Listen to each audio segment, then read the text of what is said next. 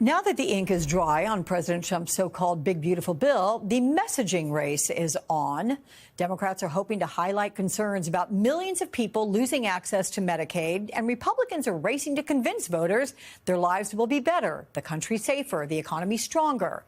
Joining us now, former Republican Congresswoman Barbara Comstock of Virginia and former Democratic Congresswoman Donna Edwards from Maryland and MSNBC political analyst. Ladies, welcome to you both. So, Barbara, we've already begun to see how the Republicans plan to explain their vote to constituents. Let's take Senator Josh Hawley, for instance, who is downplaying unpopular cuts to Medicaid, insisting they might not take effect.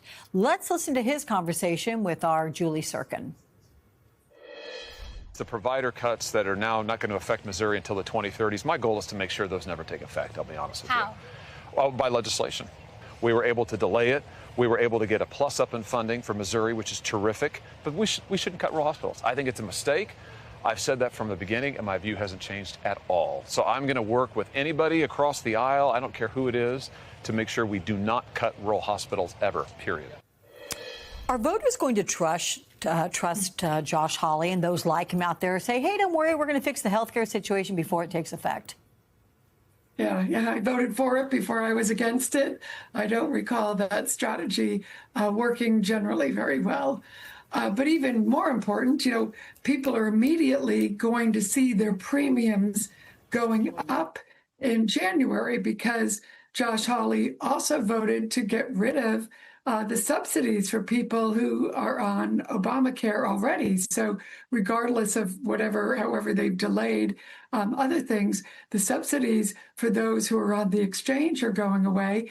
And then just in general, the cost of living hasn't gotten down, which is why Donald Trump's numbers are not only, he's underwater on everything, but most importantly for Trump and Republicans is that he is underwater on the economy and cost of living, the main issue that he ran on. That's the Republicans' big problem.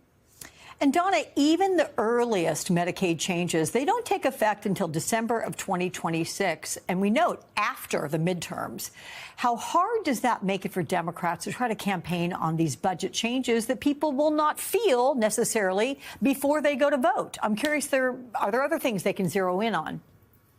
Well, I think that what you see is Democrats honing in on basically three arguments. One is obviously the impending Medicaid cuts. The other is, the cuts that are going to happen more immediately on nutrition programs and, things like that, and that really impact people, where it counts, heating and fuel assistance.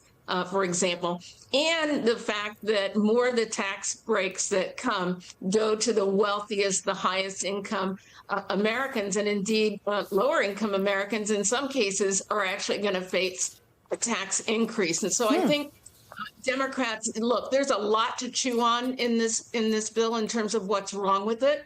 I think Democrats are being very smart at focusing on just a couple of those arguments and then hammering them to the American people. And frankly, it doesn't matter whether the cuts are delayed or they're coming, later on. I think it's going to be important for Democrats to let people know that this impacts, folks who are in nursing homes, older people, children, the most vulnerable population, and I think that's going to be a winning argument for them. But let me run by you, Donna, some of the changes that do take effect this year, those being an increase in the child tax credit, tax-deductible tips and overtime pay, an additional $6,000 in tax deductions for seniors. That will be some real money in some people's wallets.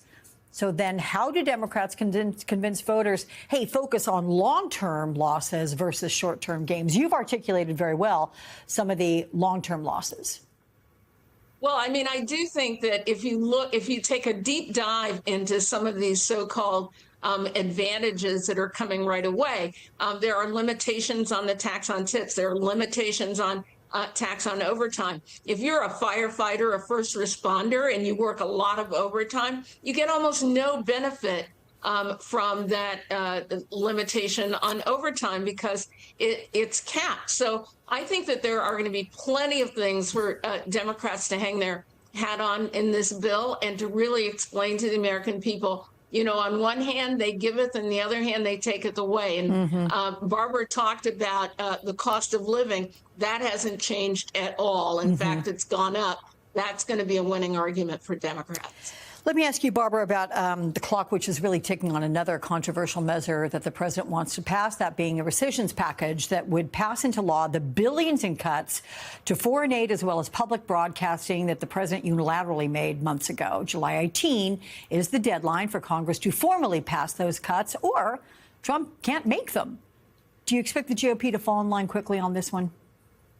Well, again, this is where, you know, they've just said, oh, we don't want to put into effect the cuts we just voted for, but now they're trying to put more cuts into effect. I know on the foreign aid, people like Susan Collins does not support a lot of those. You have others who are in those rural states where PBS, you know, Sesame Street thinks that may be the only TV they get. So, you know, now that they are looking into the weeds on the impact of these cuts, they are realizing it may hit their constituents. There may be a little closer look at the immediate impact on some of these.